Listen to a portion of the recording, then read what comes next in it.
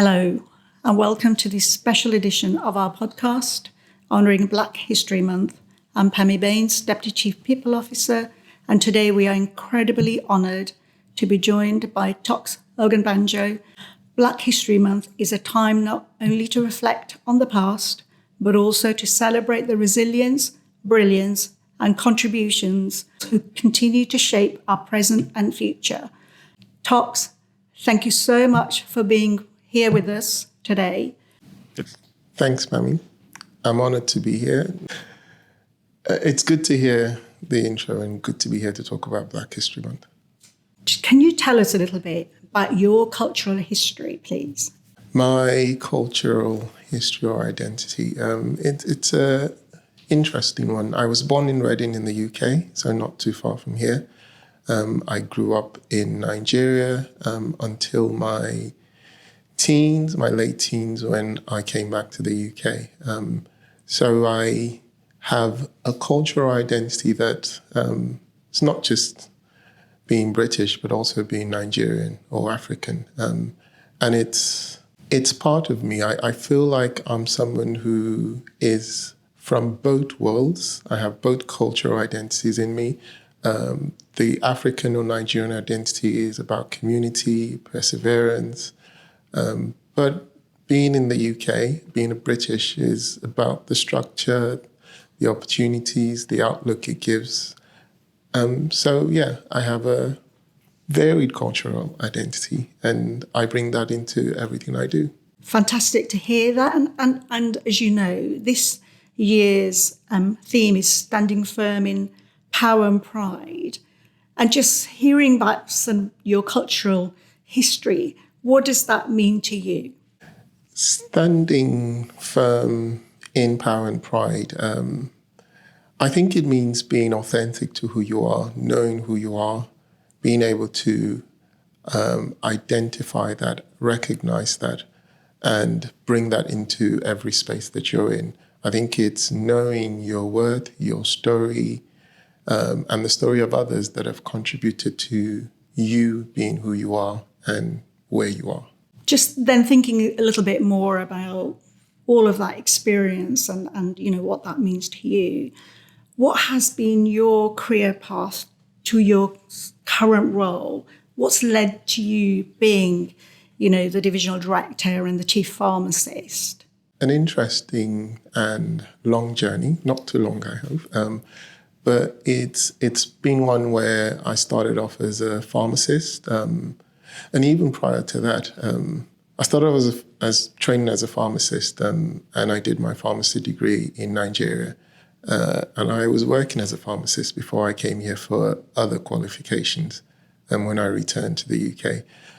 But coming to the UK, I had to start from scratch, working as a pharmacy technician in community pharmacies, in prison pharmacy, in GP surgeries, then working my way up to become a pharmacist and developing as a pharmacist, as most people do as a specialist pharmacist, and progressing on in my career. I think my journey from then onwards to become a chief pharmacist and a divisional director has been one of trying to develop myself, trying to take leadership opportunities, trying to always ask myself, what can we do better? How can I support individuals? How can I support my teams? And I've been fortunate enough to have mentors who have supported me, seen the potential, encouraged me.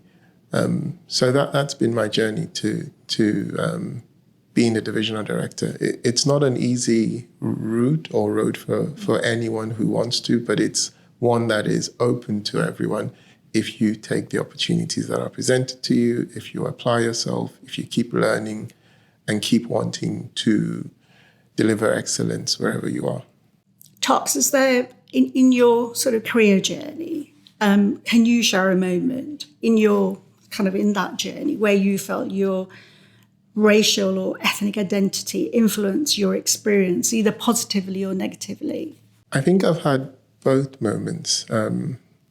I can say earlier on when I was younger, just starting out, I think it's not feeling that my voice was heard or recognized in rooms, and sometimes because of biases that are in the workplace, but sometimes it's because I don't understand the context of what's happening in the room to be able to contribute. But I think as I've grown, as I've gained more experience and gone up in leadership, the confidence to actually speak into the rooms and recognize my value, my input, and what I bring has been incredible. But also recognizing that my identity and my difference is a strength, because often in the space I'm in, those from diverse backgrounds, those that feel a kindred or a kinship with me are able to open up to me, and I'm able to represent their views, I'm able to encourage them, and my role then becomes one of bridging the gap, which is incredibly powerful and useful in terms of what I bring to the NHS. So yes, both experiences, both make me who I am as a leader, and both incredibly powerful in terms of my journey. Have there been any, just leading on from that, have there been any figures, past or present, that have inspired you to stand firm in your own power and pride? Yes, several fill that space of inspiration for me. A few examples. Trevor Phillips, who's the broadcaster and writer.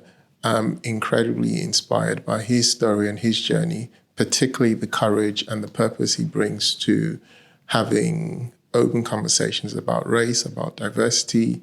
I'm incredibly inspired by his journey and his story. But also in healthcare and more local to us, Professor Sue Tranker, she's known now. When she was here, she was a good mentor to me. But seeing her journey and understanding, working close to her and understanding the emphasis she puts on representation, on being authentic, those give me inspiration, and those keep encouraging me to show up as I can authentically in my space and in what I do. And how do you celebrate your cultural identity, both personally and professionally, Toks? Personally, it's, I guess, staying close to my heritage, staying close to my roots, through food, music, through community, keeps my culture alive in me. And since COVID, going back to Nigeria or Africa as often as I can to hear the stories of what's happening there, but also to those that are still around in my neighborhood there, to hear stories about my birth, my upbringing, from a different perspective, keeps my culture alive in me. I'm incredibly close to my friends and my community here, those that have similar experiences to me. So that's helpful for me. In terms of professionally, I think it's understanding the diversity in the workplace and my role to encourage others and bring others up. I mentor a lot of individuals because I seem to value that and I see strength in that. So keeping that alive and trying to encourage others that want to move into similar leadership space that I'm in, and trying to, show them the path to it. And you talked about, being close to the community and holding that really close. Are there any tradition, values, or stories passed down through your family that you hold close, that you hold dear? I do. My parents are, for me, part of my inspiration. Their journey is an inspiration to me, especially in terms of values that they've taught me. Perseverance is one where, regardless of the challenges you face, being strong in your identity, I think those are values I hold dear to me. There is something about the African or Nigerian culture, I could say, which says community in terms of your success isn't complete until others are succeeding with you. And looking back to try and, help others climb up the ladder is something that is in us. And that's a value that stays, that I've held on to in terms of I don't feel complete until I'm reaching back to try and see where others are at and trying to see if I can bring others also up the ladder. So those are values that I have. I go back to my parents again. I saw them overcome numerous challenges. They were also subject to some of the biases that I have experienced because they were also here before they went back home. And they also have a heritage that's not just purely Nigerian. So learning from them how they went through all the challenges and also had great success and excellence and also helped others is an inspiration that I'm also following. And you talked a little bit earlier about, opportunities to get into these professions. What advice would you give to Black professionals just starting out in healthcare? Apply yourself. You don't need permission to grow. Learn. Take all the opportunities that are in front of you, both those that are free and paid for. I would say that the NHS, particularly the field I'm in, wants your contribution, values your identity, and wants to hear your voice, wants to recognize your voice. So not to allow imposter syndrome to keep them down or keep them from wanting to occupy those spaces that are there for everyone. So I would encourage them to keep learning, keep growing, keep wanting more, be ambitious. As they say, aim for the stars. You may find yourself in the clouds. So go for it. Within Ashford and St. Peter's in particular, Toks, how can allies best support Black colleagues, not just during Black History Month, but kind of all year round through their career journey? I guess I would start off with being consistent with allyship, not just when there's a spotlight on it. Every time, I'd say, ask yourself, who's not in the room? Who can I bring into the conversation?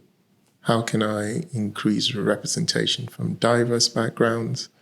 I would say that's allyship. Where I've found Ashford and St. Peter's, at least my journey, a lot of allies here, from David Fluck, when he was here as medical director and giving me the role of divisional director. But prior to that, just encouraging me to keep developing, and others like Tom Smerdin, who sometimes comes in as a mentor for me. So I would say having individuals like that, reaching out to others and bringing them into conversations, bringing them into the room consistently, I think that's what we need more of.